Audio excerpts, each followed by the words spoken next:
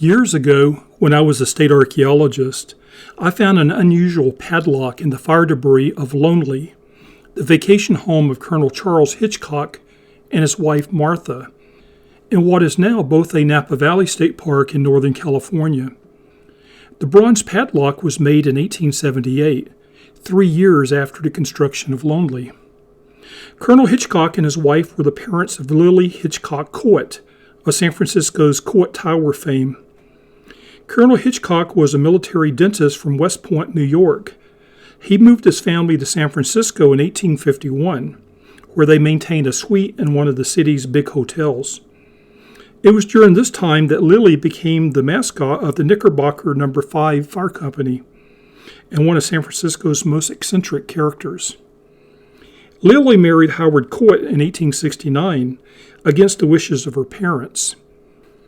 In spite of their objections, the Hitchcocks bought Mr. Coit a seat on the stock exchange. He later became the chairman of the San Francisco Stock Exchange. Lillie would later divorce him upon discovering his infidelity.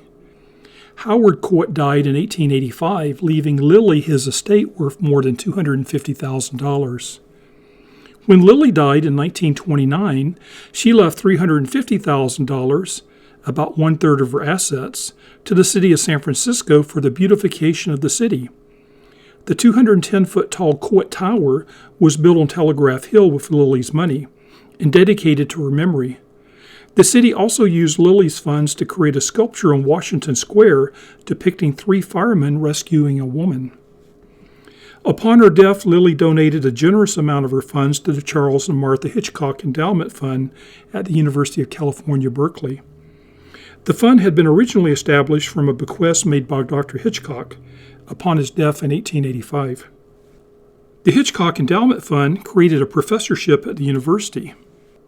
The fund has become one of the most cherished endowments of the University of California. Some distinguished scholars have served as Hitchcock professors. They include the likes of Robert Oppenheimer, the physicist and director of the Manhattan Project, considered to be the father of the atomic bomb, Enrico Fermi, who built the first experimental nuclear reactor and was the winner of the Nobel Prize in Physics in 1938, Linus Pauling, the winner of the Nobel Prize in Chemistry in 1954, and Stephen Hawking, the physicist and world-renowned author. A few years after purchasing their property in Napa Valley, the Hitchcocks built a home in a secluded area along Ritchie Creek. They named their home Lillie because of the solitude they found there.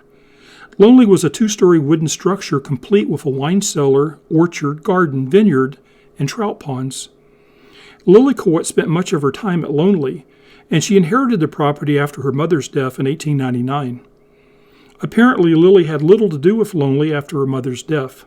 She hired a caretaker to look after the property and spent most of her time traveling back and forth between San Francisco and Paris.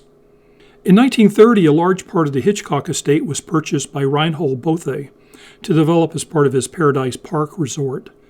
8 years later, Lillie burned to the ground, injuring Reinhold's mother. It's not clear to me if Mrs. Bothe was residing in the house at the time or merely visiting. Returning to the padlock, it's stamped Yale Lock Manufacturing Company, Stamford, Connecticut, USA, and patented February 1, 1876, July 10, 1877, November 22, 1877, September 26, 1878. It's also engraved with, and a quote, "Stolen from C. Hitchcock," end of quotes. That's what makes it interesting. Apparently, Colonel Hitchcock had the lock engraved to thwart its theft, or perhaps to make it easier to recover his property, should it be stolen.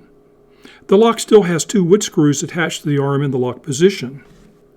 It would appear that the lock was mounted on a door or gate and was either burned free of the structure or else removed intact, perhaps due to the loss of the padlock's key.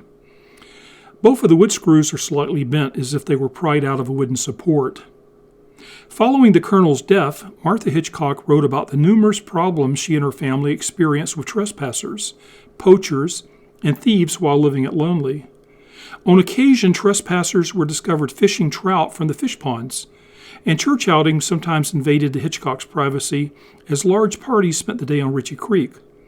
Martha described one such outing, and I quote, "May Day, canyon full of picnic parties. hundreds of people. The Presbyterian and Methodist Sunday schools picnic on our creek, and they walk up here. A whole crowd of people, principally women and children, pour into our yard and explore the fish ponds and roam at will over the lawn.